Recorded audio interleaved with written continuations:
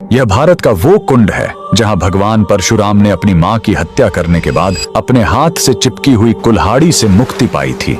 यह कहानी है महान ऋषि जमदग्नि और उनकी पत्नी पतिव्रता रेणुका की। कहते हैं रेणुका हर दिन नदी से कच्चे घड़े में पानी लाती थी और उनके सतीत्व के बल से वह घड़ा टूटता नहीं था।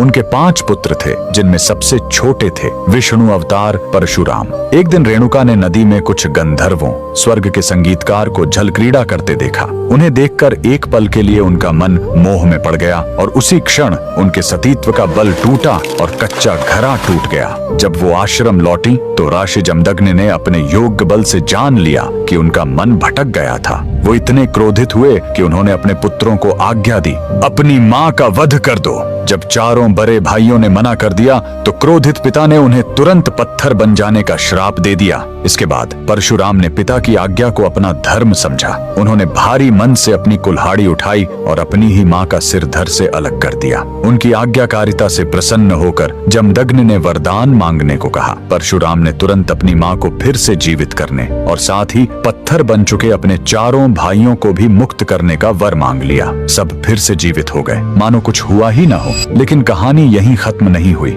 मात्र हत्या का पाप उस कुल्हाड़ी पर एक दाग की तरह चिपक गया और वो उनके हाथ से अलग ही नहीं हो रही थी। उस पाप से मुक्ति पाने के लिए वह दर दर भटकते रहे, लेकिन कोई भी तीर्थ उस कुल्हाड़ी को छुड़ा नहीं सका। अंत में वह पहुंचे पूर्वी हिमालय की लोहित नदी के किनारे और जैसे ही उन्होंने इस कुंड के जल को छुआ, चमत्कार हुआ। कुल्हाड़ी अपने आप उनके हाथ से छूट गई। यही पवित्र स्थान आज अरुणाचल प्रदेश में परशुराम कुंड के नाम से जाना जाता है। आज भी हर साल मकर संक्रांति पर हजारों श्रद्धालु यहाँ इस विश्वास के साथ डुबकी लगाने आते हैं कि यह कुंड उनके सारे पापों को धो डालता है, ठीक वैसे ही जैसे इसने स्वयं भगवान परशुराम को पाप मुक्त किया था।